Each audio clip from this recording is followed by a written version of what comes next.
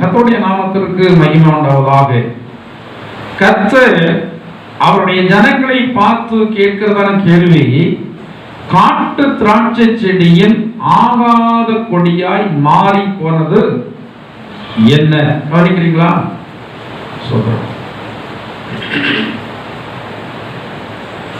உன்னை உயர்குல திராட்சை செடியாக நான் வந்து நாட்டினேன், நீ காட்டு திராட்சை செடியின் ஆகாத கொடியாய் மாறி போனது என்ன? ஆண்டவர் அவருடைய பிள்ளைகள் எல்லாரையும் தெரிந்தெடுத்து ஒரு ஏற்றதான, அவருக்கு ஏற்றதான இடத்திலே ஒரு கனி விருட்சமாக கொண்டு நாட்டி இருக்கிறார். சபை என்பது தேவனுடைய தோட்டம்.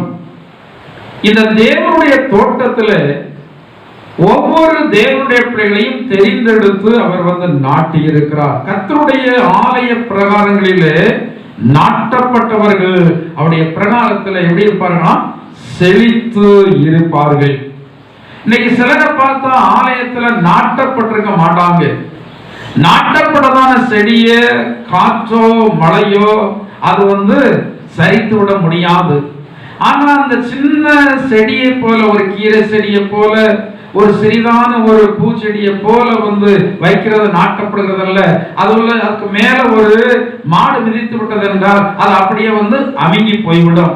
ஆனால் நாட்டப்பட்டதான மரங்கள் ஒருபோதும் எந்த மிருகங்களாலும் எந்த பறவைகளாலும் அழித்து விட முடியாது.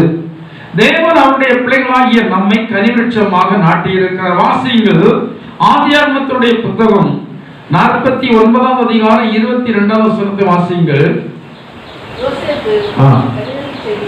யோசேப்பு கனிதரும் செடி, அவன் நீர் ஊற்றண்டையில் உள்ள கனிதரும் செடி, அதனுடைய கொடிகள் சுவரின் மேல் படர்கிறது. கர்த்தருடைய நாமத்திற்கு மகிமை உண்டாவதாக. இந்த யோசேப்பை குறித்து சொல்லப்பட்டிருக்கிறது, அவன் ஒரு கனிதரும் செடியாக வந்து இருந்தான்.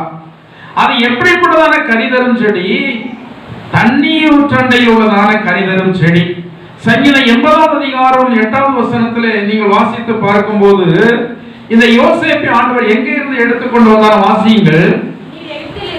நீர் எகிப்தில் இருந்து ஒரு திராட்சை கொடியை கொண்டு வந்து ஜாதிகளை துரத்தி விட்டு அங்கே நாட்டினேன், அதற்கு இடத்தை ஆயத்தப்படுத்தினேன், அது வேர் ஊன்றி தேசம் எங்கும் படர்ந்தது. போது கர்த்தருடைய நாமத்திற்கு மகிமை உண்டாவதாக.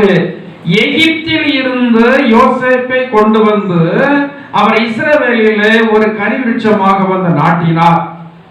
இந்த எந்த நோக்கத்தோடு யோசேப்பை கொண்டு நாட்டினாரோ அந்த நோக்கம் யோசேப்பினுடைய வாழ்க்கையிலே நிறைவேறினது. நாம் ஒவ்வொருவரை குறித்தும் ஆண்டவருக்கு நோக்கம் இருக்கிறது.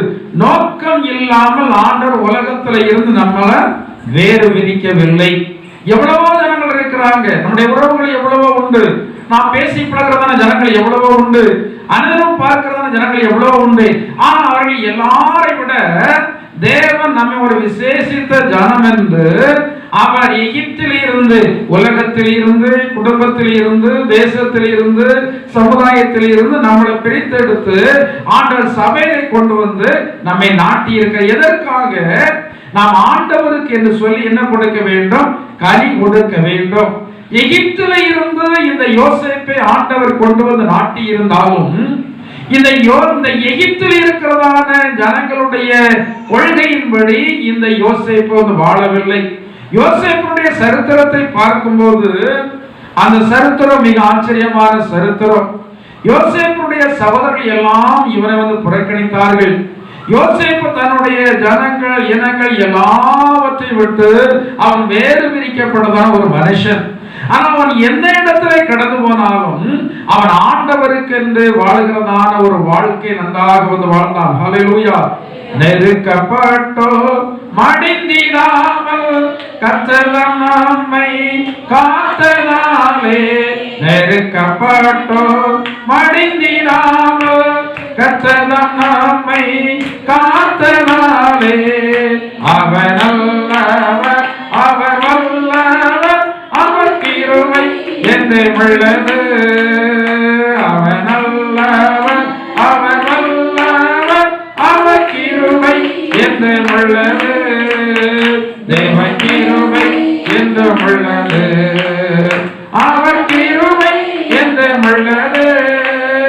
அவரை போற்றி துதித்து பாடி அல்லேலூயா என்றார் பரிபோம். அவரை போற்றி துதித்து பாடி அல்லேலூயா என்றார் பரிபோம். அல்லேலூயா அல்லேலூயா அல்லேலூயா. இந்த யோசேப்பு நீர் ஊற்று அண்டையில் உள்ளதான செடி, நீர் ஊற்று அண்டையிலே இருக்கிறதான செடி. சங்கீதத்துடைய புத்தகம் 1:3 சொல்லப்பட்டிருக்கிறது போல நீர்க்காலின் ஓரமாய் நடப்பட்டு தன் காலத்தில் தன் கனியை தரும் ஆண்டவருக்கு என்று சொல்லி நாம் எப்போதும் கனி கொடுக்கிறவர்களாக இருக்க வேண்டும். எசேக்கியேலுடைய புத்தகம் 47:12 வாசிக்கிறபடி அங்கே விதமாக சொல்லப்பட்டிருக்கிறது, அவைகளுக்கு பாயும் தண்ணீர் பரிசுத்த ஸ்தலத்திலிருந்து பாய்கிறபடியினால் மாதந்தோறும் அது புது புது கனிகளை கொடுத்து கொண்டே இருக்கும். கனி என்றால் அதற்கான அர்த்தம் நாம் ஆண்டவருக்கென்று நல்ல கனி கொடுக்கிறதான சுபாவம். கலாத்தியர்ல சொல்லப்பட்டிருக்கிறது ஆவியின் கனிகளை குறித்து 5ஆம் அதிகாரத்துல நீங்கள் அதை வாசித்து பார்க்கும்போது அது நீங்கள் வாசிங்கள். கலாத்தியர் நிருபம் 5ஆம் அதிகாரம்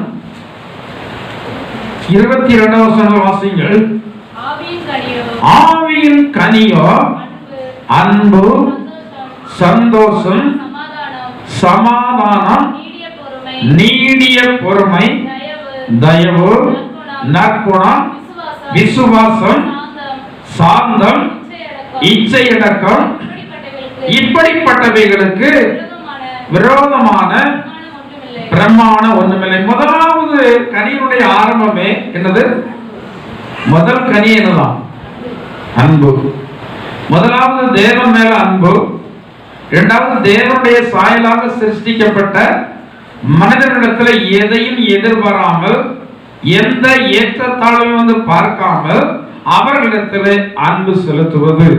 இதை குறித்து வேதத்தில் சொல்லப்பட்டிருக்கிறது, கண்ட சகோதரனிடத்துல அன்பு கூறாதவன் காணாத தேவனிடத்துல எப்படி அன்பு கூறுவான்? மனுஷன் மேல நமக்கு அன்பு வருதா? அன்பு இருக்கா? இருக்கா இல்லையா? என்ன அப்படியே இருக்கிறீங்க? சரி, நீங்க மனிதர்கள் மேல அன்பு கூற காரணம் என்ன? நாம வைக்கிற அன்பெல்லாம் ஏதோ ஒரு காரணத்தினால் உள்ளதான் அன்பா தான் இருக்கும். ஆனா ஆண்டவர் என்ன காரணத்தினால நம்ம மேல அன்பு வச்சாரு? நம்ம மேல அன்பு வைக்க என்ன காரணம் இருந்தது? நாம அவ்வளவு பெரிய நல்லவர்களா? நாம் ஆண்டவருக்காக எல்லாவற்றையும் இழந்தவர்களா? இல்ல. ஆனா நாம அன்பு கூறாதவர்களாக இருந்தாலும் ஆண்டவர் நம் மீது அன்பு வைத்தார். அவர் அன்பை வாயினால் மட்டுமல்ல, அந்த அன்பை என்ன செய்தார்? விளங்க செய்தார். அநேக வேளையிலே உறவுகள், ஜனங்கள் நாம் அவர்கள் மேல் வைக்கிறதான அன்பை என்ன செய்கிறது இல்ல, அறிந்து கொள்ளுகிறது இல்லை. அந்த அன்பை அவர்கள் அறிந்து கொள்ளாம விட்டால் நாம் அந்த அன்பை விளங்க செய்ய வேண்டும். எப்படி நாம் விளங்க செய்வது? வேதம் சொல்கிறபடி நாவினாலும் வசனத்தினாலும் அல்ல, உண்மையினால் நாம் அன்பு கூற கடவோம். உண்மையான அன்பு செயல்பாடுகள் உள்ளது. செயல்பாடுகள் இல்லாத அன்பிற்கு பேர் அன்பே கிடையாது. வாயில நிறைய பேர் எப்படி பேசுவாங்க? அன்பா பேசுவாங்க. ஆனால் அவருடைய இருதயத்துல அன்பினுடைய செயல்பாடுகள் இருக்காது. முதலாவது கனி அன்பு. ஆண்டவர் நாம் அன்பா இருக்கும்படியாகத்தான் திருச்சபையிலே கொண்டு சேர்த்து வைத்திருக்கிறார். எல்லா ஜனங்களிடத்துல நாம் அன்பு செலுத்த வேண்டும். இதுல உயர்ந்தோர் தாழ்ந்தோர் என்பது அல்ல. நமக்கு நன்மை செய்கிறவர்கள் நன்மை செய்யாதவர்கள் என்பது அல்ல. நன்மை செய்தாலும் சரி, நன்மை செய்யாவிட்டாலும் சரி, நம்மை இகழ்ந்தாலும் சரி, நம்மளை போற்றி மகிமைப்படுத்தினாலும் சரி, எல்லா ஜனங்களிடத்திலையும் தேவனுடைய பிள்ளைகளுக்கு என்ன வேண்டும்? தைரியமா சொல்ல முடியுமா? நான் எல்லா இடத்துலயும் எப்படி இருக்கிறேன் சொல்ல முடியுமா? அமைதியா இருக்கு. உங்களால் சொல்ல முடியுமா? சொல்ல முடியாதா? முடியாது. முடியுமா? முடியாதா? முடியல. ஏன் முடியல தெரியுமா? நம்ம அந்த பூமியில இருக்கிறோம். நாம சுயநலம் நம்மகிட்ட ரொம்ப. ஆண்டவர் சுயநலத்தை அவர் பார்த்திருந்தா அவர் பரலோகராஜ்யத்துல கீழே வந்திருக்கவே மாட்டார். பரலோகத்துல இருந்து ஒரு நபர் கீழே பார்த்தா கீழே வர விரும்பவே மாட்டாங்க. நாமெல்லாம் விரும்பவே மாட்டோம். இங்க எவ்வளவு அன்பானவர்கள் இருந்தாலும் சரி, பரலோகம் மட்டும் நாம போய் அங்க இருந்து கீழே வந்து பார்ப்போம் என்றால் இந்த பூமியை விரும்ப மாட்டோம். இந்த பூமியில எவ்வளவு அரண்மனை வாழ்க்கை இருந்தாலும் அந்த பரலோகத்தை விட்டு இறங்கி வர நாம விரும்பவே மாட்டோம். ஆண்டவர் இயேசு நம்மீது வைத்ததான அன்பினால பரலோகத்தில் இருந்து அவர் பூமிக்கு ஒரு மனுஷ சாயலாக வந்து இறங்கி வந்தார். அது மனுஷ சாயல் எல்லா மனுஷரை போல மேன்மையான ஒரு அனுபவத்தில் வரவில்லை. அவர் வந்தது ஏழ்மையின் அவதாரத்துல, ஒரு சிறிய ஒரு குடும்பத்துல, ஒரு ஏழை தச்சனுடைய வீட்டுல இவர் பிள்ளையாக ஒரு தெய்வம் அப்படி வந்து பிறந்தபடினாலதான் இன்னைக்கு இந்த இயேசுவை எல்லாரும் லகுவாக நெருங்க முடிகிறது. ஏழை ஜனங்கள் ரொம்ப லகுவாக நெருங்க முடிகிறது. நம்முடைய தேவன் பணக்கார தேவனாக இருந்தா அவரிடத்தில் அவ்வளவு லகுவா வந்து என்ன செய்ய முடியாது, நெருங்க முடியாது. அவர் ஏழைகளுடைய தேவன். அவர் ஏழைகளுடைய தேவனாக இருப்பதற்கான காரணம் என்ன? இந்த பூமியில் உள்ளதான எல்லா மனிதர்கள் மீதும் அவர் அன்பு கூர்ந்தார். நாம் பாவிகளாய் இருக்கையில் கிறிஸ்து இயேசு நமக்காக மரித்து அவர் நம்மேல் வைத்ததான அன்பை என்ன செய்தார்? விளங்க பண்ணினார். நாம் இந்த பூமியில் உள்ளதான ஜனங்கள் மத்தியிலையும் தேவனுடைய அன்பை நாம் வந்து விளங்க செய்ய வேண்டும். ஆதி நாட்களில் கிறிஸ்தவ மார்க்கம் வளர்ந்ததற்கான ஒரு காரணம் என்னவென்றால் இந்த அன்புதான். எங்கேயோ வாழ்ந்ததான மனிதர்கள், நம்ம யாருன்னு சொல்லியே தெரியாது. இந்த இந்தியா தேசம் எந்த இடத்துல இருக்கிறதுன்னு சொல்லியே தெரியாது. இந்த இந்தியாவில் உள்ளதான ஜனங்கள் கஷ்டப்படுறாங்களே, இந்த இந்தியாவில் உள்ளதான ஜனங்கள் படிப்பறிவு இல்லாமல் இருக்கிறார்களே என்று சொல்லி இந்தியாவையே பார்த்திராத அநேக ஜனங்கள் அவர்கள் மிகவும் கஷ்டப்பட்டு அவர்கள் அந்த நாட்களை கடல் யாத்திரை தான் பண்ணி வர முடியும். இன்றைக்கெல்லாம் நினைச்ச உடனே பிளைட்ல வந்து வந்துடலாம்.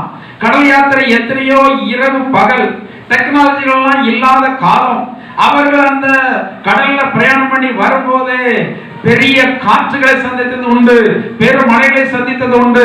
இவைகள் எல்லாவற்றையும் சந்தித்தாலும் அவர்கள் இந்த ஜனங்கள் மீது வைத்த அன்பினாலே, நம் மீது வைத்ததான அன்பினாலே அவர்கள் இந்த இடத்துல கடந்து வந்து அன்பினுடைய செயல்களை வெளிப்படுத்தினார்கள். இன்றைக்கு அநேக மிஷனரி பணித்தளங்கள் எல்லாம் இருக்கிறது. இங்க பாளையங்கோட்டையை பார்த்தா சாரா டக்கர் காலேஜ் திருநெல்வேலி டிஸ்ட்ரிக்ட்ல அது தெரியாதவங்க இருக்கவே மாட்டார்கள். அந்த சாரா டக்கர் காலேஜ் ஒரு வாலிப பெண்ணுடைய பெயரால் ஆரம்பிக்கப்பட்டது. அந்த வாலிப பெண்ணுக்கு கால் வந்து ஊனம்.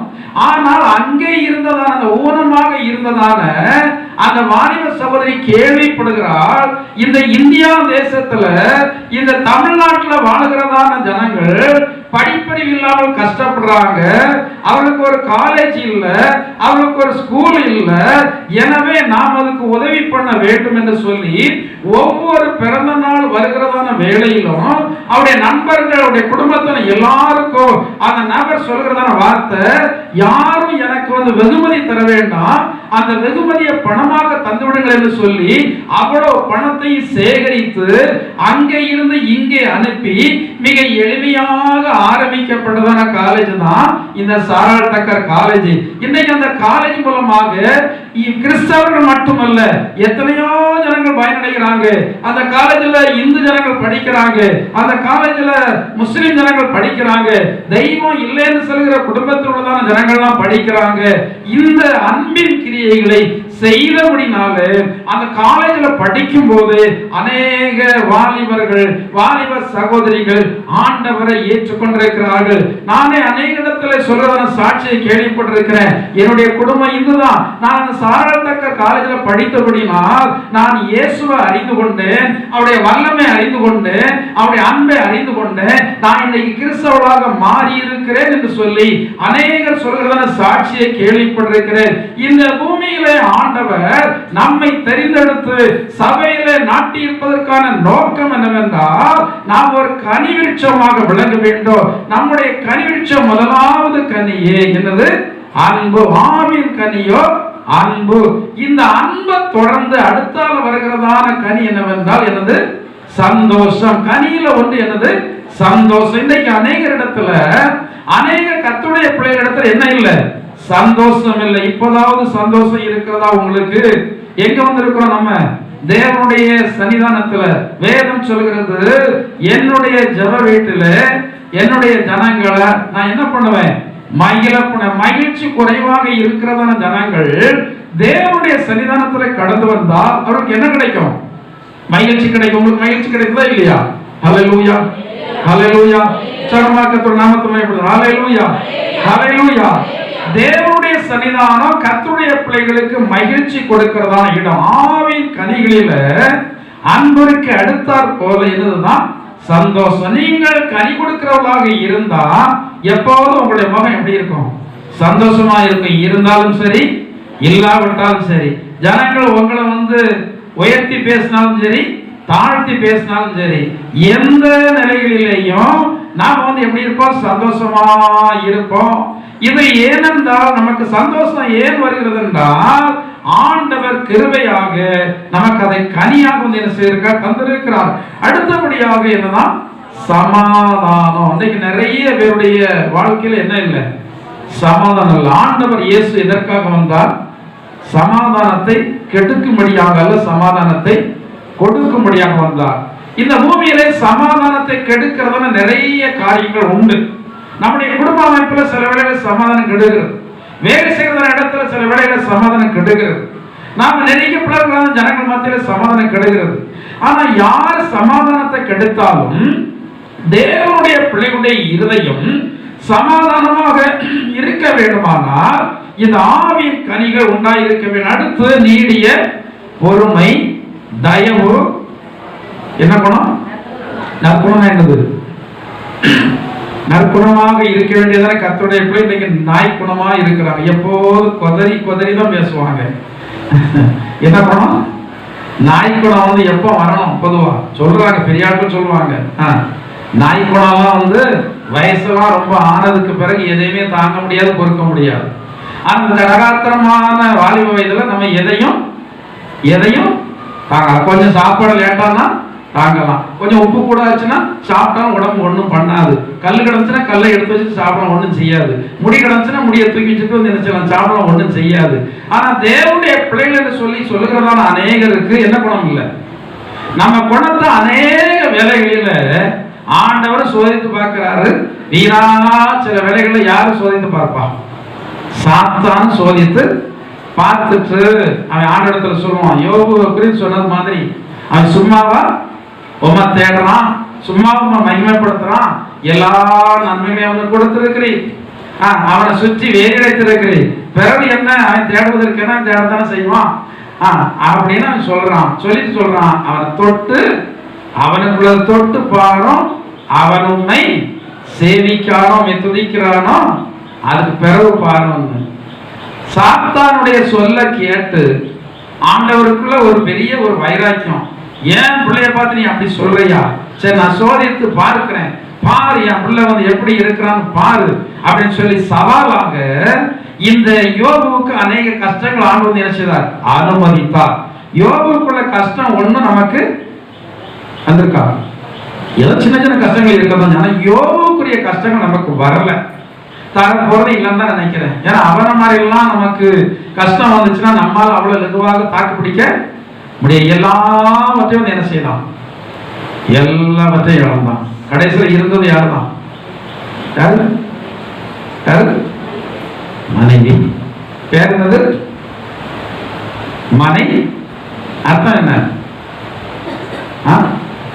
மனைய கெட்ட வீட்டை கெட்ட சொல்லப்பட்டிருக்க. புத்தியுள்ள ஸ்திரீ தன் வீட்டை கட்டுற. புத்தி இல்லாத ஸ்திரியோ நீங்களே உங்களுக்குள்ள கேள்வி கேட்டுக்கொள்ளுங்க, நான் புத்தி உள்ள ஸ்திரியா, நான் புத்தி இல்லாத ஸ்திரியா சொல்லி. சரி, நான் அந்த பகுதியை எப்படி விடுக்கிறேன். அப்போ அந்த யோபனுடைய மனைவி மட்டும்தான் பாக்கி இருக்கிறார். அவர் சும்மாவது இருக்கக்கூடாதா? என்ன சொல்றார்? இன்னுமா உம்முடைய உத்தமத்துல உறுதியாக இருக்கிறீர், தேவனை தூசித்து உம்முடைய ஜீவனை. அவன் சொல்றான், நன்மை வரும்போது மட்டும் நல்லா அனுபவித்தாய் அல்லவா? இப்ப தீமை வந்திருக்கிறது. நன்மையை பெற்றதான நாம் தீமையையும் பெற. இன்னைக்கு சிலர் நினைக்கிறாங்க, தீமையே வரக்கூடாதுன்னு சொல்லித்தான் நான் ஆண்டவரை தேடுறேன், தீமையே வரக்கூடாதுன்னு சொல்லித்தான் ஆண்டவரை நான் தேடுறேன், தீமையே வரலன்னா உங்களுக்கு கஷ்டத்தை ஆண்டவர் அனுமதிக்கவில்லை என்றால் ஏழான நரகத்திலையும் கீழான நரகம் தான் கிடைக்கும். ஏனென்றால் மனிதர்களாகிய நாம் தெருக்குள்ள இதயத்தை உடையவர்கள். இருதயமே தெருக்குள்ளதும் மகா அதை அறியத்தக்கவன். நாம நாளைக்கு எப்படி இருப்போம், நம்முடைய இருதயம் எப்படின்னு நமக்கே தெரியாது. அடுத்த வருடத்தில் ஆண்டவரை தேடமோ தேடமாட்டோமோ தெரியாது. அடுத்த வருடத்தில் நம்ம ஆண்டவரை துதிப்போமோ துதிக்க மாட்டோமோ தெரியாது. நம்முடைய இருதயமே நம்முடைய கண்ட்ரோல்ல, நம்முடைய இருதயமே நம்முடைய கண்ட்ரோல்ல இல்லை. அப்படி நம்முடைய இருதயம் இருக்கிறது. அப்படி இருக்கிறதான சூழ்நிலையில நாம் ஆண்டவர்ல நிலைத்திருக்கிறோமா நிலைத்திருக்கவில்லை என்று சொல்லி நமக்கு தெரியாத ஒரு சூழ்நிலையில நாம வாழ்ந்து வருகிறோம். இந்த யோபனுடைய மனைவி சொன்னதான வார்த்தையை கேட்ட உடனே இவன் உடனே டக்குன்னு சொல்றான், நான் ஆண்டவருடைய நன்மையை அனுபவித்தோம், இப்ப தீமையை நாம் அனுபவிக்க வேண்டாமா என்று சொல்லி அவள் மாறுத்தரமாக சொல்கிறதான வார்த்தை இவனை ரொம்ப வெகுவாக பாதித்திருக்கும். தலை முதல் பாத வரைக்கும் இவனுக்கு என்ன இல்லை? நமக்கு சுகம் இருக்கா, பலம் இருக்கா, சுகமா இருக்கீங்களா? சுகம் தந்த ஆண்டவரை கூட உங்களுக்கு மயமப்படுத்தணும். சுகமா இருக்கீங்களா? என்னங்க எங்க பாச சுகமா இருக்கும்? காலையில் இருக்கதான் செய்து பாஸ்டர். மனுஷன் இயந்திரம் அல்ல, மனுஷன் சரீரத்தில் இருக்கிறான். வயது ஆக சின்ன கஷ்டங்களை வரத்தான் செய்யும். எனவேதான் தாவீது சொல்றார், முதிர் வயதுல என்னைய கைவிட்டுறாத. ஏன்னா அந்த வயதுல கொஞ்சம் கஷ்டங்கள் வரத்தான் செய்யும். ஆனா அவைகளை எல்லாம் நாம் கடந்து போகத்தான் செய்ய வேண்டும். என்றாலும் ஆண்டவர் நம்ம ஜீவனோடு வைத்திருக்கிறார், ஓரளவு நமக்கு ஆரோக்கியத்தை தந்திருக்கிறார். எனவே நாம் ஆண்டவருடைய நாமத்தை எப்போதும் மகிமைப்படுத்தி கொண்டே இருக்க வேண்டும். சரி, அங்க அந்த யோபுவை இந்த சாத்தான் குற்றப்படுத்தினதான போதிலும் ஆண்டவர் வைராக்கியம் கொண்டு இவனை சோதித்தார். ஆனா இந்த சோதனையில அவன் நிலைத்து நின்றான். உயர்வானாலும் தாழ்வானாலும் அவன் யாரும் தேடணும். முடிவு பண்ணிட்டீங்களா? தீர்மானம் பண்ணிட்டீங்களா? தீர்மானம் பண்ணிட்டீங்களா? பண்ணலையா? எப்படி பண்ணீங்க? சோதனம் என்ன தீர்மானம்? நல்ல தீர்மானம் பண்ணணும். கெட்ட தீர்மானத்தை பண்ணிடக்கூடாது. செத்தாலும் சரி என்னை வேட்டார் வேட்டார் சொல்லிட்டு இருக்கிறாங்க. சிறுதுருங்கும் யாரையும் ஆகாது என்று சொல்லி தள்ளி விடாதீர்கள். ஒரு ஆள் உங்க மேல ரொம்ப அன்பு வைத்திருந்தா உடனே அஸ்திபாரத்தை அவங்க மேல போட்டுறாதாங்க. ஒரு அளவு அன்பு அப்படியே உச்சத்துக்கு போனப்ப அப்படியே கவுந்து கீழே தான் இறங்கும். அப்படியே பகல் நடுமத்தியான ஆனப்ப அது அப்படியே சாய்ந்து தான் என்ன செய்யும், போகும். இந்த பூமியோட அன்பு என்பது அப்படிதான். பிராண சிலைஞர்கள் கூட பிரிந்து போய்விடுவாங்க. அப்படிப்பட்டதான் இந்த உலக வாழ்க்கையிலே மனிதர்கள் அன்பு கூறுகிறார்கள் என்ற உடனே அவர்களுடைய அன்பின் பேரில் நிலையான ஒரு அஸ்திபாரத்தை போடுவதும், நம்ம மேல அன்பில்லாத ஜனங்கள் மேல நாம் அன்பற்ற தன்மையில நடந்து கொள்வதும் தேவனுடைய பிள்ளைகளுக்கு அழகல்ல. எல்லா மனிதர்களையும் நாம் ஒரே விதமாய் நாம் நேசிக்க கற்றுக்கொள்ள வேண்டும். சரி, அப்ப நம்முடைய வாழ்க்கையிலே சில கஷ்டங்கள் கடந்து வந்தால் கூட நாம் ஆண்டவருக்கு என்று நற்குணசாலிகளாக நம்ம இருக்க வேண்டும். நல்ல குணம். அப்புறம் அதுக்கு அடுத்தது என்னது? விசுவாசம், சாந்தம். நான் அதை குறித்து உங்களுக்கு அதிகமா சொல்லல. பொதுவான இந்த கனி கொடுக்கிறதான காரியங்களை குறித்து நான் சொல்லிக் கொண்டு போகிறேன். மாதந்தோறும் அது என்ன கனியை கொடுக்கணுமா? புதிய புதிய சுபாவங்கள் நம்மில உருவாக வேண்டும். இருக்கிறதான பழைய சுபாவங்கள் எல்லாம் என்ன செய்யணும்? அழிக்கப்பட. சுயம் எப்படி மாறணுமா? சாம்பலா மாறிடும். ஆடு உயிரோடு இருக்கிற வரைக்கும் தான் அதுக்கு கலர் எல்லாம் அடையாளப்படுத்த முடியும். இது கருத்த ஆடு, இது புள்ளி ஆடு, இது வெள்ளை ஆடு, வெள்ளை கலருக்கு வெள்ளை ஆடு. ஆனா அதை கொன்று தொலிய உரித்து விட்டதற்கு பிறகு எந்த ஆடு என்று சொல்லி நம்மால அடையாளம் கண்டுகொள்ளவே முடியாது. அதே போல தேவனுடைய பிள்ளைகளுடைய வெளிப்பிரகாரமான தோல், வெளிப்பிரகாரமான தோல் என்றால் வெளிப்பிரகாரமான சுபாவங்கள். என்ன சுபாவங்கள்? அது 19ஆம் வசனத்துல சொல்லப்பட்டிருக்கு. வீட்டுல போய் வந்து வாசித்து பாருங்க. இந்த சுபாவங்கள் எல்லாம் முற்றிலுமாக நம்மள உரிக்கப்பட்டு எல்லாரும் நாடு வெண்மையாக இருக்கிறது போல எல்லாரும் ஒரே கலரா யார மாதிரி மாறணும்? ஆண்டவர் இயேசுவை போல மாறணும். இயேசுனுடைய ஆசீர்வாதங்கள் மட்டும் நமக்கு வந்தால் போதாது. ஆண்டவரே என்ன யாரை போல மாற்றுங்க, அவங்கள போல மாற்றுங்க, இவங்கள போல மாற்று கேட்காதாங்க. யாரை போல மாற்றுங்க? ஆண்டவரே என்னை உண்மை போல் மாற்றுங்க. சங்கீதம் 128:3 வந்து வாசித்து பாருங்க. வீட்டுல போய் மனைவி வீட்டோரங்களில் உள்ள என்ன செடி என்ன வரணும்? வீட்டுக்குள்ள இல்ல, வீட்டு ஓரம். வீட்டு ஓரம், வீட்டை சுத்தி அவ எப்படி இருக்கிறானா? கனி வாசித்திருக்கலாம். உன் மனைவி உன் வீட்டோரங்களில் கனி தரும் திராட்சை கொடியை போல் இருப்பாள். எத்தனை மனைவிமாறு நீங்க திராட்சை கொடியா இருக்கிறீங்க? திராட்சை கொடி என்றால் என்ன அர்த்தம் தெரியுமா? நீங்க வந்து நியாயவிதிகள் 9ஆம் அதிகாரம் 13ஆம் வசனத்துல அந்த திராட்சை செடியுடைய அர்த்தத்தை இங்க சொல்லப்பட்டிருக்கு. வாசிங்க. நியாயவிதிகள் 9:13. அதற்கு திராட்சை செடி தேவர்களையும் மனிதர்களையும் மகிழ பண்ணும் என் ரசத்தை நான் விட்டு. அது என்ன சொல்லப்பட்டிருக்கிறது? தேவனையும் மனிதர்களையும் மகிழ பண்ணுகிறதான சுபாவம் தான் என்ன கனி? திராட்சை கனி. அப்ப மனைவி வீட்டோரங்களில் உள்ள திராட்சை செடியை போல இருப்பாள் என்றால் எல்லா மனைவிமார்களும் தேவனையும் மனுஷரையும் என்ன பண்ணணும்? மகிழ பண்ணணும். எத்தனை பேர் நீங்க மகிழ பண்றீங்க? எத்தனை பேர் மனுஷர்களை கோபப்படுத்துறீங்க? எத்தனை பேர் மற்றவர்களுக்கு இடரலா இருக்கிறீங்க? நீங்க நினைச்சு பாருங்க. கிறிஸ்தவ வாழ்க்கை என்பதில் வாழ்ந்து பழகுனா ரொம்ப என்ன வாழ்க்கை தான்? ரொம்ப லகுவான வாழ்க்கை. வாழ்ந்து பழகாதவளுக்கு அது என்னது? என்னை பொறுத்தவரைக்கும் ஒரு நபர்கிட்ட பேசாம இருக்கிறது எனக்கு கஷ்டம். எனவே அவ்வளவு லகுவா யாரையும் வந்து என்ன செய்யறது இல்லை, அவ்வளவு லகுவா யார்கிட்டையும் வந்து பேசாம இருக்கிறது இல்லை. ஒரு நேரம் பேசாம இருக்கிறது, இப்ப ரெண்டாவது அவங்ககிட்ட போய் சமாதானம் ஆகுறதுக்கு ரொம்ப ரொம்ப கஷ்டம். இன்னைக்கு நம்முடைய ஸ்டேட்டஸ் வந்து நம்மளை இறங்கி போய் என்னாக விடுறது இல்லை, சமாதானமாக விடுறது இல்லை. நான் ஏன் அவன்கிட்ட போய் பேசணும்? நான் ஏன் அவன்கிட்ட போய் வந்து பேசணும்? என்னுடைய அந்தஸ்து என்ன? நான் அவன்கிட்ட போவதற்கு என்ன இருக்கிறது? எனக்கு தான் எல்லாம் இருக்கிறது. ஆண்டவர் அவரிடத்துல போவதற்கு என்னை வைக்கல. ஆனபடினால நான் சமாதானம் பண்ண மாட்டேன், சமாதானமா இருக்க மாட்டேன்னு சொல்லி நாம அநேக நம்முடைய ஸ்டேட்டஸ் நிமித்தம் அநேக இடத்துல போய் சமாதானமாக இருக்கிறது இல்லை. யாவரோடும் எப்படி இருங்க பண்ணிக்கிறீங்களா? யாவரோட எப்படி இருங்க? அது ஒரு வார்த்தை முன்னாடி கொடுத்திருக்கு. என்ன வார்த்தை? என்ன அதுக்கு முன்னாடி? கூடுமானால். சில வேளைகள் நாம சமாதானமா இருக்கணும் விரும்பினாலும் பைபிள்ல சொல்லி இருக்கிறபடி நான் சமாதானத்தை நாடுகிறேன், அவர்களோ யுத்தத்திற்கு.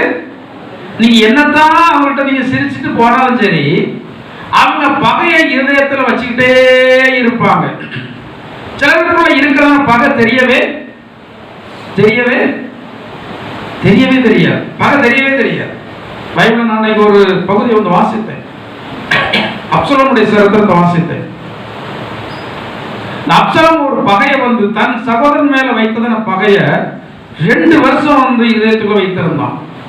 பகை யாருக்குமே தெரியல. அவனுடைய இருதயத்துக்குள்ள இருந்த பகை யாருக்குமே தெரியல.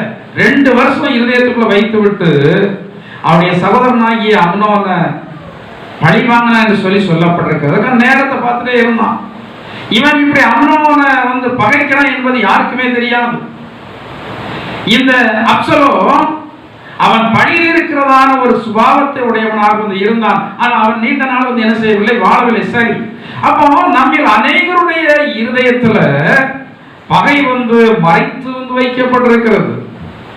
மனிதர்கள் மேல நம்ம வந்து பகையாளியாக இருக்கவே கூடாது. நம்முடைய பகையாளி ஒரே நபர் யார் தான்? யார்தான்? சாத்தான் ஒண்ணுதான் நமக்கு யாரு? மனுஷர்கள் எல்லாருமே நமக்கு யாருதான்? சிநேகிதர்கள். தாவீது வேதனையோட தான் சொல்றான், நான் சமாதானத்தை தான் ஆடுறேன், ஆனா அவருடைய இருதய யுத்தத்துக்கு என்ன செய்கிறது? எத்தனைப்படுகிறது. இவன் சவுல்ட்ட எப்படியும் சமாதானம் ஆயிடலாம் பிரயாசப்பட்டான். சமாதானம் ஆவதற்கு அந்த வாய்ப்புகள் எல்லாம் பயன்படுத்த வந்து விரும்பினான். ஒரு முறை சார்வத்தங்களை அறுத்து கொண்டான். சரி, அப்போதாயும் சவுல் சமாதானம் ஆயிடுவான்னு பார்த்தான், இல்ல. அதற்கு அப்புறமாக அவனுடைய ஈட்டியையும் தண்ணீர் சமையும் எடுத்துக்கொண்டான். சரி, அப்போதாயிலும் என்னுடைய அன்பை இந்த சவுல் புரிந்து கொள்வான் என்று சொல்லி நினைத்தான். அப்போது இந்த சவுல் என்ன செய்யல, புரிந்து கொள்ளல. அழிகிற வரைக்கும், சாகிற வரைக்கும் இந்த தாவீதனுடைய அன்பை இந்த சவுல் புரிந்து கொள்ளவே இல்லை. சவுல் சவுலாக இருக்கட்டும், ஆனால் நீங்கள் தாவீதாக வந்து மாற வேண்டும். இந்த தாவீது சத்துருக்களையும் நேசிக்கிறதான ஒரு சுபாவம் அவனுக்குள்ள இருந்தது. நீங்க உங்களுக்கு நன்மை செய்கிறவர்களுக்கு நன்மை செய்தால் உங்களுக்கு ஒரு மடங்கு ஆசீர்வாதம் என்றால், உங்களுக்கு தீமை செய்தவர்களுக்கு நன்மை செய்தால் அது பன்மடங்கு 10 மடங்கு உங்களுக்கு எதை கொண்டு வரும்? ஆசீர்வாதத்தை வந்து கொண்டு வரும். நாம் அநேக வேளைகளிலே நம்மை விரோதிக்கிறதான ஜனங்களுக்கு உதவி செய்கிறதான ஒரு நேர சூழ்நிலைகள் வரும்போது நாம் வந்து மறுத்து விடுகிறோம். ஆண்டவரே சில ஆசீர்வாதத்திற்காக நம்மை சத்துருவாக நினைத்ததான ஜனங்களை நம்முடைய உதவியை தேடும்படியாக வைப்பார் சில வேளைகளில். நாம் அந்த நேரத்தில் வஞ்சகம் தீர்த்து விடக்கூடாது. என்னைய தூற்றி என்னைய பேசி பல்வேறு விதங்களில் என்னுடைய இருதயத்தை அளவைத்ததான நபர் ஒரு நாள் வீட்டில் வந்து முன்னாடி இருந்தாங்க. அவங்களுக்கு என்னன்னா, வீட்டுக்குள்ள வந்து உட்கார்ந்த வீட்டு ஏழுங்க வெளியே போயிருவேன்னு சொல்லுவேன் நினைச்சிட்டு வெளியே இருந்தாங்க. என் மகன் வந்து சொல்ற உள்ள வந்து உட்காருங்க, இல்ல உட்காரல. என் மனைவி வந்து சொல்ற உள்ள உட்காரல. ஏன் தெரியுமா? அவருடைய இருதயம் குத்துப்பட தானே செய்யும். எவ்வளவு பேசணும், எல்லாம் அவருடைய காதுக்கு போயிருக்கிறது. அவருடைய வீடு எழுப்பி வெளியே போன்னு சொல்லிட்டா என்ன செய்யறது? அப்படி யோசனை பண்ணிக்கொண்டே தயங்கி தயங்கி வெளியே நின்றதான மனுஷனை, ஏன் வெளியே நிற்கிறீங்க, உள்ள வந்து உட்காருங்கன்னு சொல்லி அன்பா பேசி வந்த ஒண்ணு கெட்டு போக போறதில்லை. நாம அன்பாக பேசுற ஒண்ணு கெட்டு போக போகிறதில்ல. இன்னைக்கு காலையில என்னுடைய மனைவி ஒரு வார்த்தை அங்க வீட்டுல யார்கிட்ட பேசிட்டு இருந்தாப்புல, நீங்க சரியா இருக்கிறீர்கள் அல்லவா, அவரவர்கள் செய்தது அவரவர்களுக்கு கிடைக்கும். நல்லது செய்தா நல்லது கிடைக்கும், கெட்டது செய்தா கெட்டது கிடைக்கும். நாம சத்துருவை வந்து நம்ம நேசித்தால், நாம தத்துவ பகையாளியாக நினைக்காம அவர்கள் அன்பாக வந்து விசாரித்தால் ஆண்டவர் நம்ம அன்பாக விசாரித்து நடத்துவார். அவர்கள் தூற்றுவார், தூக்கி கொண்டு போகட்டும். நிந்திக்கிறவர்கள் நிந்தித்து விட்டு போகட்டும். சொல்வார்கள் அல்லவா, பெரியவர் ஒரு மொழி சொல்லுவாங்க, சூரியனை பார்த்து நாய் குறைத்தால் சூரியன் பக்கத்துல இது நெருங்கவே முடியாது. கழுகினுடைய ஒரு சுபாவம் ஞாபகம் சொல்லுகிறேன். இந்த கழுகை வந்து சில வேளைகளில இந்த காகம் இருக்கிறது தெரியுமா, இந்த காகம் மேல போய் உட்கார்ந்து அது தலையை கொத்தும். சில சம்பவங்களை பார்க்கலாம். கழுகு பறந்து கொண்டிருக்கும் போது இந்த காகம் வந்து அதற்கு மேல அமர்ந்து கூட தலையை கொத்துமா. அது கொத்துக்கிறதான வேலையில என்ன செய்யும், பொதுவாகவே கழுகு வந்து ரொம்ப பலம் உள்ளது. அதனுடைய பிடி கிடைத்து விட்டதென்றால் மனுஷன் கூட தப்ப முடியாது, அதனுடைய பிடியில் தப்ப முடியாது. ஆனா அது செய்கிறதான காரியம் என்னவென்றால், இதை கொத்துகிறது சொல்லி திரும்பி அதை கொத்தாது, கொத்துகிறது என்று சொல்லி பிறண்டதை அடிக்காது. அது செய்கிறதான ஒரே ஒரு காரியம் என்னவென்றால், அது தன்னுடைய உயரத்தை வந்து அதிகப்படுத்தி விடுமா, அப்படியே மேல எழும்பிடாது. இந்த காலம் மேல கொத்தி கொத்தி பார்க்கும். ஒரு குறிப்பிட்ட அளவுக்கு மேல போனதற்கு பிறகு இந்த காகத்தால் மேல பறக்க முடியாது, இந்த காகத்தால் அந்த இடத்துல சுவாசிக்க முடியாது. ஆனா கழுகுக்கு அந்த அதனுடைய காற்றினுடைய தன்மை குறைவாக இருக்கிறவன இடத்திலையும் சுவாசிக்கும் ஒரு கிருபையை ஆண்டவர் அதற்கு கொடுத்திருக்கிறார். எனவே அது மேல எழும்பி பறந்து ஒரு குறிப்பிட்ட தூரம் போனதற்கு பிறகு இந்த காக்கா எங்க போகுமோ தெரியாது, அது என்ன செய்தோம், அது பறந்து போய்விடும். தேவனுடைய பிள்ளைகளுடைய வாழ்க்கை இந்த கழுகை போல் உள்ளதான சுபாவத்தின்படிதான் இருக்க வேண்டும்.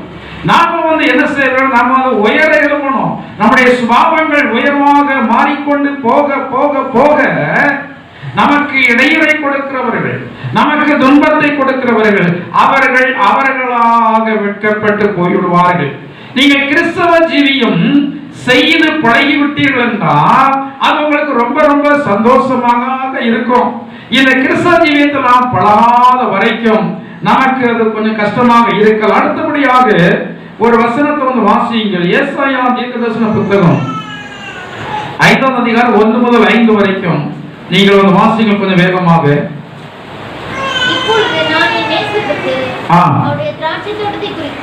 அவருடைய திராட்சை தோட்டத்தை குறித்து என் நேசருக்கு ஏற்ற ஒரு பாட்டை பாடுவேன். என் நேசருக்கு மகா செழிப்பான மேட்டிலே ஒரு திராட்சை தோட்டம் உண்டு. அவர் அதற்கு என்ன நினைக்கிறாராம்? கனி கொடுக்கிறதான திராட்சை செடிக்கு ஆண்டவர் என்ன நினைக்கிறார்? நீங்க ஆண்டவருக்கு கனி கொடுத்து பாருங்க. கனி என்றால் நான் பழையபடி சொல்லுகிறேன், அது உன்னதமான சுபாவத்தை தான் கனி என்று சொல்லப்பட்டிருக்கிறது. ஆவியின் கனிகள் நாம் முன்பு வாசித்தோம் அல்லவா? அந்த அத்தனை விதமான கனிகள் தான் திராட்சை கனிக்கு ஒப்பாய் இருக்கிறது. இந்த கனி கொடுக்கிறதான ஜனங்களை ஆண்டவர் அதை சுற்றி என்ன நினைக்கிறார்? வேறு இடைக்கிறது நமக்கு இடையூறாக இருக்கு, அதனுடைய வளர்ச்சிக்கு இடையூறாக இருக்கிற கற்களை எல்லாம் எடுக்கிறாரா? நட்டு கோபுரத்தை கட்டி ஆலயம் உண்டு பண்ணி நல்ல திராட்சை பழங்களை தரும் என்று காத்திருந்தா என்ன பழத்தை கொடுக்கலாம்? என்ன பழம்? கசப்ப கொடுக்கிறீங்களா, இனிப்ப கொடுக்கிறீங்களா? மாறி மாறி கொடுக்கிறோம், அப்படிதானே? சில நேரம் நல்ல சுபாவம், சில வேலைகள்ல சிலரும் பிடிச்சிக்கிடவே முடியாது. சிலர் பார்த்து 7 சுபாவம் உங்களுக்கு பார்த்துப்போங்க அப்படிம்பாங்க. சில பொறுப்பா இருக்கிறவங்க, ஹெட் மாஸ்டர், சில மேனேஜர், சில கம்பெனியில் சில மேனேஜர், அவங்களையெல்லாம் பார்ப்பதற்கு நேரம் சமயம் காலம் பார்த்து தான் போகணும். ஏன்னா சுபாவம் எப்போதும் ஒரு போல இருக்காங்க. தேவனுடைய பிள்ளைக்கு சுபாவம் எப்போதும், அதான் தாவீது சொல்றார், நிலைவரமான ஆவியை எனக்கு எப்போதும் எப்படி இருக்கணும்? நம்முடைய சுபாவம் என்ன செய்யக்கூடாது? மாறி மாறி விகாரப்படக்கூடாது. பிரச்சனை வந்த உடனே ஒரு சுபாவம், பிரச்சனை இல்லாம நல்லா இருக்கிற நேரத்தில் ஒரு சுபாவம். அப்படி இல்லை, எல்லா நிலைகளிலேயும் ஆண்டவருடைய பிள்ளைகள் ஒரே சுபாவத்தில் இருக்கணும். அங்கே சொல்லி இருக்கிறது, இப்படிப்பட்டதான தேவனுடைய பிள்ளைகளை ஆண்டவர் என்ன அடைக்கிறார்? பாதுகாக்கிறார், வேலி அடைக்கிறார். நல்ல கனி கொடுக்க முடியாது, வேலி அடைக்கிறார். கற்களை எல்லாம் பொறுக்குகிறார். இந்த திராட்சை செடிக்கு இடையூறாக இருக்கிறதான கற்கள் எல்லாம் பொறுக்கப்படுகிறது. சில வேளைகளிலே நாம் கனி கொடுக்க முடியாதபடி சிலர் எப்படி இருப்பாங்க? இடையூறுகளாய் இருப்பாங்க. எப்படி தோட்டத்திலே களைகள் இருந்து இந்த செடியுடைய வளர்ச்சியை மட்டுப்படுத்துகிறதோ அதே போல நம்முடைய கனி கொடுப்பதற்கு அநேகர் இந்த கற்களை போல இடையூறாய் இருப்பாங்க. அவர்களை எல்லாம் யார் பொறுக்குவா? ஆண்டவர் பொறுக்குவார். சில குடும்பத்தில் இருப்போம், சிலர் சொல்லுவாங்க, அன்னைக்கு ஒருத்தவங்க சொன்னாங்க, ஒரு மாமியார் சொல்றாங்க, இந்த மருமக்கமாரமா இருந்தா நரகத்துக்கு போயிருப்போம் இருக்கு அப்படின்னு சொல்றாங்க. ஏன்னா அவர்களால் கட்டுப்படுத்த முடியல. ஏன்னா மருமக்கமார் அவ்வளவு கொடுமைப்படுத்துறாங்க. இவரால் பேசாம இருக்க முடியல, இவரால் சதிக்காம இருக்க முடியல, அவ்வளவு கொடுமையா இருக்கு. அப்போ நம்ம நல்ல ஒரு தேவனுடைய பிள்ளை, இந்த மாமியார்ட்ட இருந்தா நான் நரகத்திற்கு தான் போயிருவேன் போல் இருக்கிறது, எனவே என்னை அழைச்சிட்டு போயிருங்க. மகள்கிட்ட சொல்றாங்க, அப்படி மகள்கிட்ட சொல்றாங்க. யார் இவங்கெல்லாம்? மருமக்கமார் யார் தான்? கிறிஸ்தவர்கள் தான். மருமக்கமார் அவருடைய ஆவிக்குரிய பேர் என்னமா? என்ன சபை? ஆவிக்குரிய சபை. எப்படி இருக்கிறோம்? ஆவிக்குரிய இருக்கிறோம், ஆவிக்குரியவர்களாய் இருக்கிறோம். என்ன அத்தாட்சி? நீங்க ஆவிக்குரியவர்களாய் இருக்கிறீர்கள் என்பதை நீங்க எதுல காட்டுறீங்க? ஆவிக்குரியவர்களாக இருக்கிறோம் என்று சொல்லி சொல்லுகிற அநேக ஜனங்களிடத்துல என்ன இல்லை? கனி இல்லை. ஆனா அப்படி நம்முடைய வாழ்க்கையில நல்ல கனி கொடாதபடிக்கு சில கற்கள் நம்முடைய வீட்டுல இருக்கும், சில கற்கள் நம்முடைய வேலை ஸ்தலத்துல இருக்கும், சில கற்கள் நம்முடைய சபையில இருக்கும், சில கற்கள் நம்முடைய ஊர்ல இருக்கும், சில கற்கள் நம்முடைய உறவுகள்ல இருக்கும். ஆண்டவர் அவைகளை எல்லாம் என்ன செய்கிறார்? பொறுக்குகிறார். கொஞ்ச நாளைக்கு முன்னாடி ஒரு சகோதரன் சொன்னார், பாஸ்டர் இவங்க இங்க இருக்கிற வரைக்கும் நான் வேலையை ரிசைன் பண்ணுவது எல்லாமே வேற எதையுமே செய்ய நான் சமாளிச்சு பார்க்க என்னால் முக்கியவே இல்லை பாஸ்டர். போன சொன்னேன் வேலை ஆண்டவர் தான் கொடுத்தார். ஆமா வேலை ஆண்டவர் கொடுத்தார் அல்லவா, அதனால நீங்க அங்கே இருங்க. ஆண்டவர் ஏதாயும் ஒரு காரியத்தை செய்வார். நீங்க ஆண்டவரை பார்த்துட்டு இருங்க. ஜெபம் பண்றேன். அந்த நபருக்கு எப்படியாயும் இந்த நபரை வேலையை விட்டு தூக்கியே தீரணும். ஆனா இந்த நபருக்கு நெருக்கடி தாங்க முடியாம அவரா நம்மளை கெடுக்கணும், நம்மளா வெளியே போயிடுவோம். ஆனா வெளியே போற கஷ்டம் தான், ஒரு வேலையை தேடுறது கஷ்டம் தான். ஆனா அவங்க அப்படி முடிவு பண்ணிட்டு இருந்தாங்க. நான் அப்ப சொன்னேன் ஆண்டவரே உங்களுக்கு ஒரு காரியத்தை செய்வார்னு சொன்னேன். 1-2 மாதங்கள் தான் ஆனது. அப்புறம் போன் பண்ணி சொன்னாரு அவர் தானே வேலையை விட்டு என்ன செய்தாரு. ஆண்டவர் அந்த கல்லை என்ன செய்தார், ஆண்டவர் அந்த கல்லை பொறுக்கிட்டார். நாம வந்து ஓட வேண்டாம்.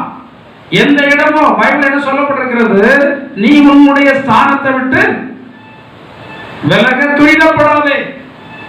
உனக்குன்னு ஒரு ஸ்தானம் இருக்கிறது, மனைவிக்குன்னு ஒரு ஸ்தானம் இருக்கிறது, பிள்ளைக்குன்னு ஒரு ஸ்தானம் இருக்கிறது, மருமகளுக்கு ஒரு ஸ்தானம் இருக்கிறது, மாமியாருக்கு சொல்லி ஒரு ஸ்தானம் இருக்கிறது, வேலை செய்கிற ஒவ்வொருவருக்கும் ஒவ்வொரு ஸ்தானம் இருக்கிறது, பிள்ளைகளுக்கு ஒரு ஸ்தானம் இருக்கிறது.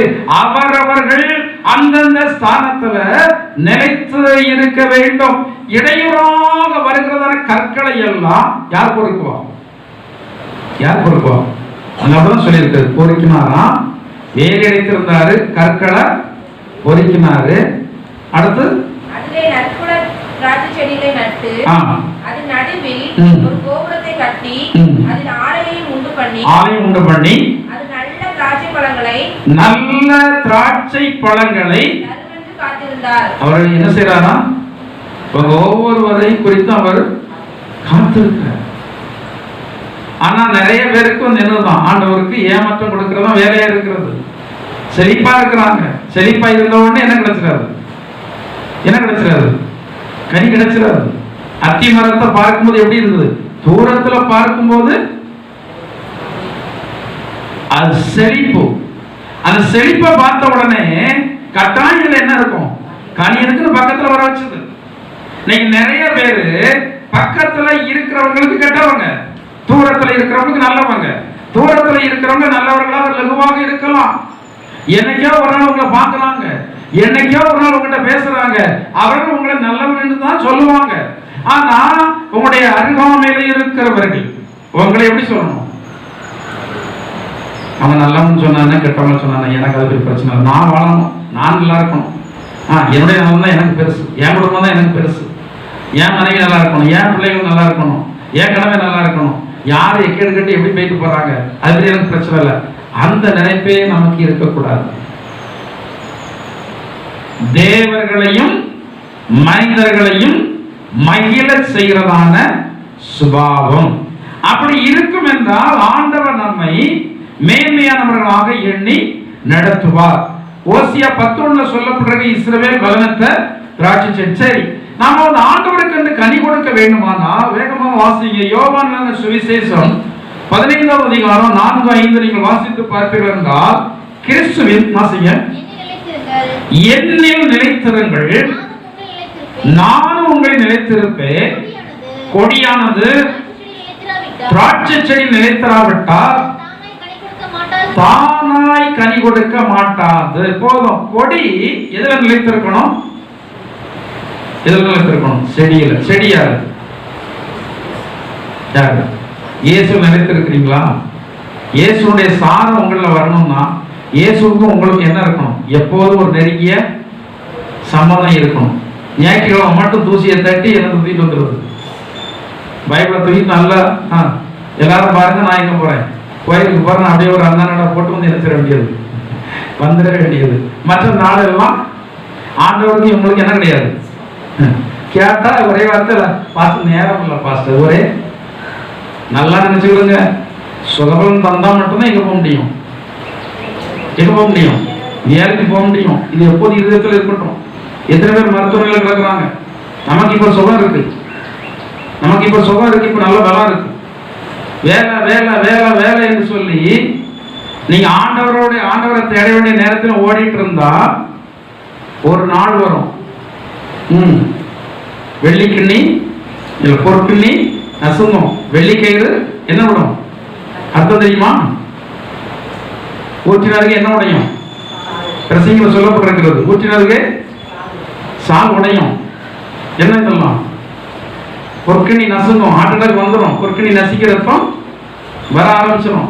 அடுத்த வெள்ளிக்கயிறு கட்டுவிடும், நரம்புகள் எல்லாம் வெள்ளிக்கயிறுலாம் நரம்புகள் எல்லாம் கட்டுவிடும். ஊற்றினருக்கு சாலுடைய ரத்தம் ஓட ஆரம்பிச்சிடும். அதுல நீங்க வந்து வாசித்து பாருங்க, கொஞ்சம் ஆச்சரியமா இருக்கும். சாலமோன் ஞானி அவருடைய ஞானத்தை ரொம்ப அழகா எழுதியிருக்கிறதுல பிரசங்க நீங்க வந்து வாசித்து பார்த்தால் பொற்கிண்ணி நசுங்கி ஊற்றினருக்கு என்ன உடையும்? சால் உடைந்து என்ன நடக்குமா? உருளை நடையெல்லாம் என்ன செய்கிறோம்? உருளை நடுச்சுன்னா அப்புறம் நட வந்து என்ன செய்யாது வர. இப்ப சிலர் கிடக்கிறார்கள் அல்லவா, கால் வளங்களை கை வளங்களை என்ன நொறுங்கிட்டு? உருளை நொறுங்கிட்டு அடுத்தவா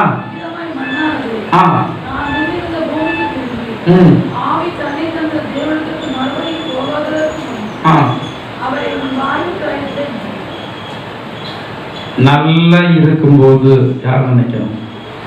இன்னைக்கு நிறைய பேரு முடியாம ஆனாதான் யாரை தேடுவாங்க? யாரை தேடுவாங்க? நல்லா இருக்கும் போதே நல்ல ஆண்டவர் ஸ்தோத்திரம் பண்ணுங்க. அப்ப நமக்கு பிரச்சனை வந்து என்ன செய்யாது? வராது. ஏன்னா வேதத்துல சொல்லப்பட்டிருக்கிறது, சோதனைக்கு உட்படாத படிக்கு நீங்க விழித்திருந்து நாம முன்னாடியே ஜெபம் பண்ண ஆரம்பிச்சுட்டா வருகிற சோதனை எல்லாம் வராமலே போயிடும். நாம சோதனை இல்லாத வேலையில நம்ம நமக்காக நம்முடைய குடும்பத்திற்காக உழைப்பு உழைப்பு உழைப்பு எப்போதும் உழைப்பு உழைப்பு உழைச்சு உழைச்சு எவ்வளவுதான் சேர்த்திய கொஞ்சம் கொஞ்சமா சொல்லுவாங்கல்ல, குருவி சேர்த்த மாதிரி சேர்த்து வச்சிருக்கேன்னு. குருவி சேர்த்த மாதிரி சேர்த்து கடைசியில் அதால பாதாளத்துல கொண்டு போட வேண்டியது இருக்கிறது. கட்டாயமாக என்ன போட்டுருவாங்க? முன்னாடி மருத்துவமனைக்கு போற மாதிரி இப்ப லகுவாக போயிட முடியாது. சாதாரண ஒரு காய்ச்சலுக்கு போயிட்டு வந்தாலும் எத்தனை ரூபா பில்லு? ஆண்டே சன்னிதானத்துல மட்டும்தான் சும்மா ஒரு 10 ரூபாய் கொண்டு போக முடியும். வேற எங்கேயுமே நீங்க வந்து 10 ரூபாய் கொண்டுலாம் பேச முடியாது, போகவே வந்து முடியாது. ஆனா ஆண்டுடைய சமூகத்துல தான் உங்களுக்கு வேதம் சொல்கிறது, உங்களுடைய சமூகத்தில் பரிபூரண ஆனந்தமும் நித்திய பேரும் இங்கதான் இருக்கு. பணத்தை கொண்டு வந்தாலும் சரி கொண்டு வரட்டாலும் சரி, ஆண்டவர் நமக்கு இலவசமாக என்ன தர்றாரு? பரிபூர்ண ஆனந்தத்தை தருகிறாரு. எத்தனையோ ஜனங்கள் மச்சங்கள் கொடிய வலையில் அகப்படுகிறது போல திடீர் என்று சொல்லி என்ன செய்யறாங்க? பொதுவா பிடிக்கிறாங்க. சில வேலை சில சொல்லுவாங்க,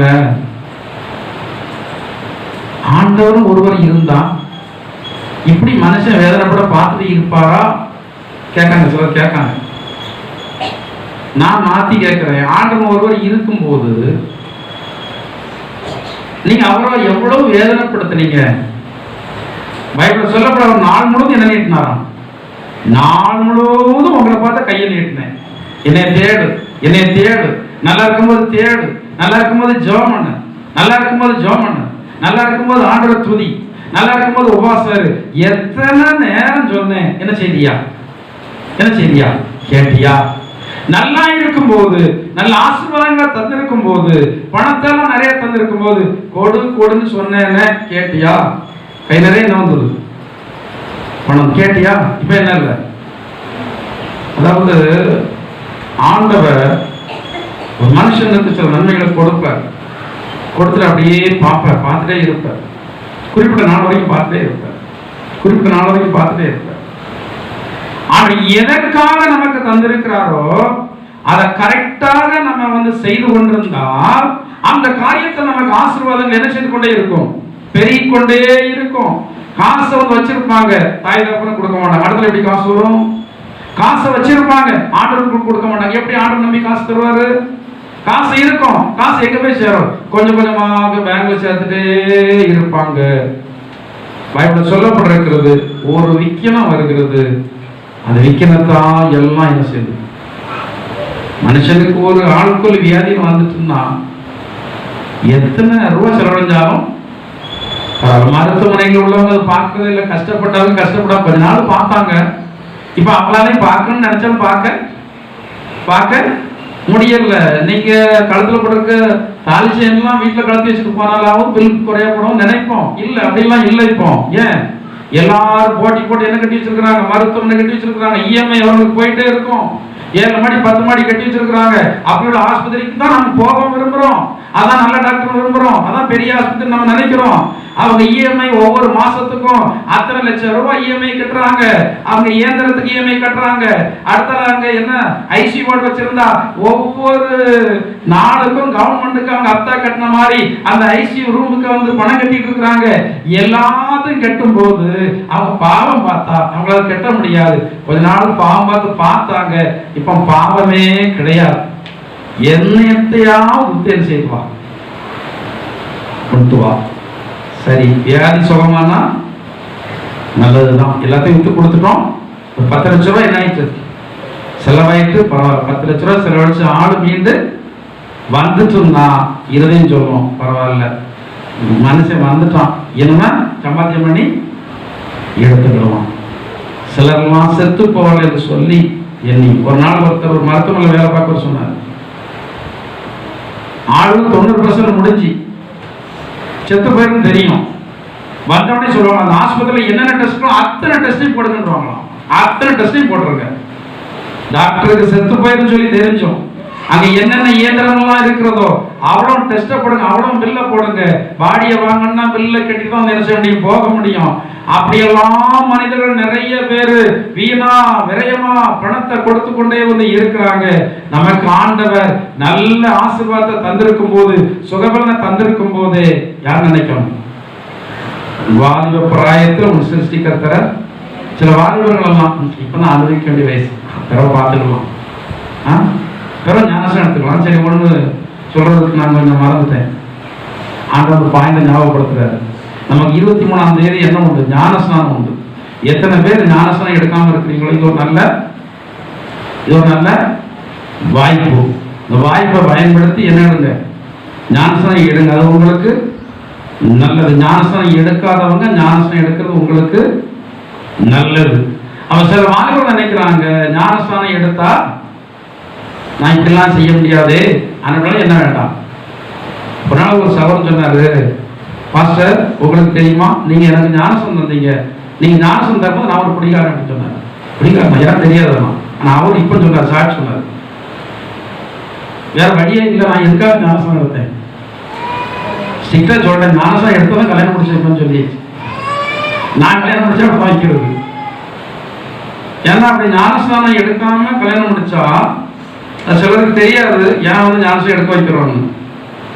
இந்து திருமண சட்டம் வேற, கிறிஸ்தவ திருமண சட்டம் வேற, முஸ்லீம் திருமண சட்டம் வேற. ஒருத்தர் கிறிஸ்தவன் என்று சொல்லி எப்ப அங்கீகரிக்கப்படுகிறான்? ஞானசனம் எடுத்தாலும் அவன் யாரு? ஞானசனம் எடுக்காத ஒருத்தனுக்கு கல்யாணம் முடிச்சு வச்சா அது கிறிஸ்தவ திருமண சட்டத்துக்குள்ள என்ன செய்யாது, வராது. அப்படி திருமணம் முடித்த குடும்பங்கள் ஏதாவது பிரச்சனை வந்துச்சுன்னா யாரு போய் கையை கட்டி நிற்கணும்? எந்த அடிப்படையில் கல்யாணம் முடிச்ச, இவர் இந்துவா கிறிஸ்டினா அப்படின்னு சொல்லி ஒரு பாஸ்டர்ட்ட கேட்டா, கல்யாணம் முடிச்ச பாஸ்டர்ட்ட கேட்டா கிறிஸ்டின் தான். எப்படி கிறிஸ்டின் சொல்றீங்க? அவர் திக்க முடிப்பாரு. அப்புறம் 2வது ஜட்ஜே கேட்பாரு, ஞானஸ்நானம் எடுத்துக்கிறாங்களா, ஞானஸ்நான சர்டிபிகேட்லாம் வந்து வாங்கினீங்களான்னு கேட்பாரு. பறக்க முடிப்பாரு.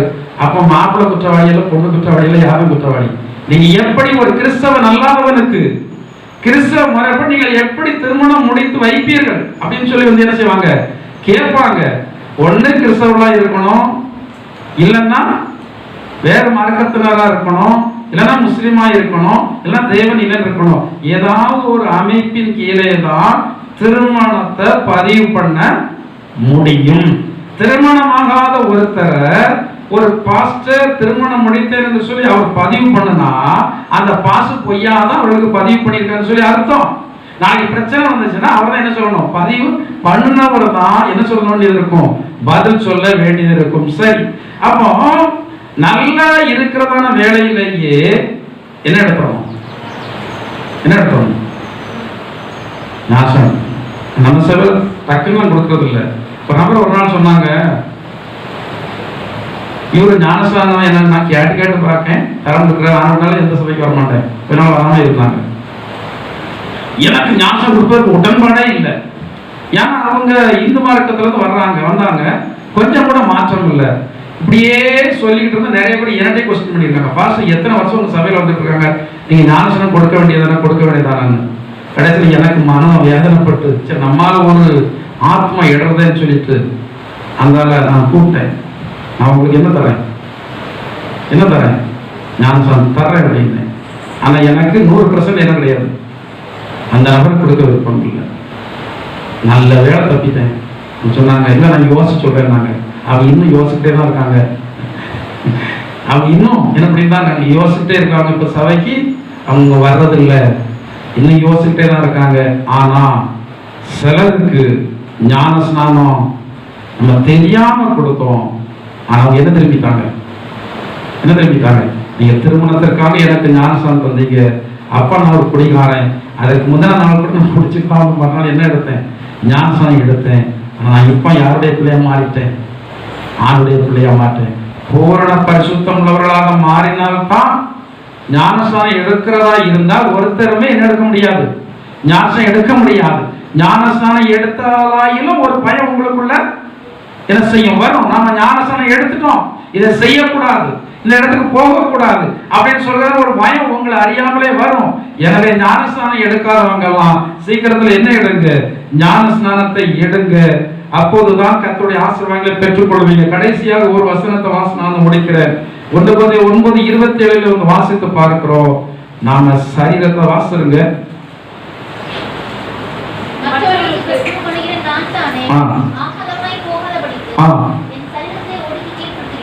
ஆகாத கொடியாய் நம்ம மாறாமல் இருக்கணும்னா உங்க சரீரத்தை நீங்க கொஞ்சம் என்ன செய்யணும், சரீரத்தை ஒடுக்குதல் என்றால் என்ன, சரீரத்தை ஒடுக்குதல் என்றால் என்ன?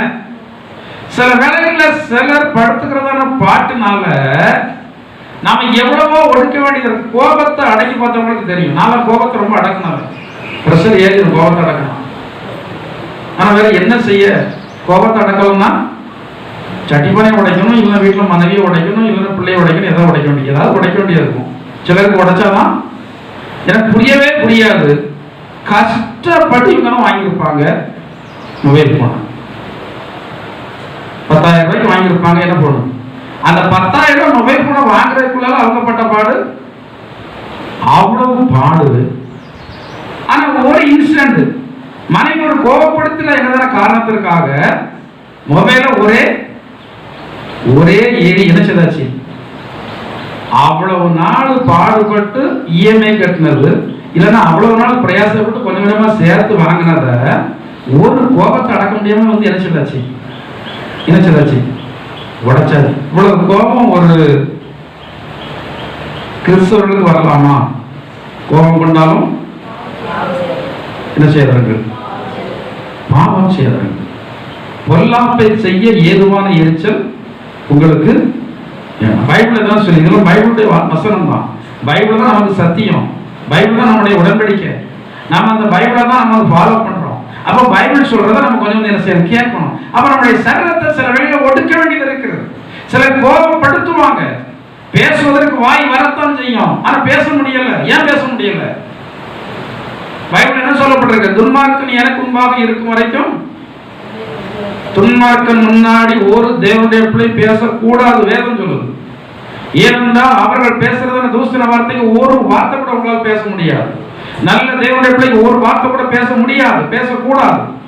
எனவே அவர் சொல்றாரு, துன்மார்க்கன் எனக்கு முன்பாக இருக்கிற வரைக்கும் என் வாயை கடிவாளத்தால்.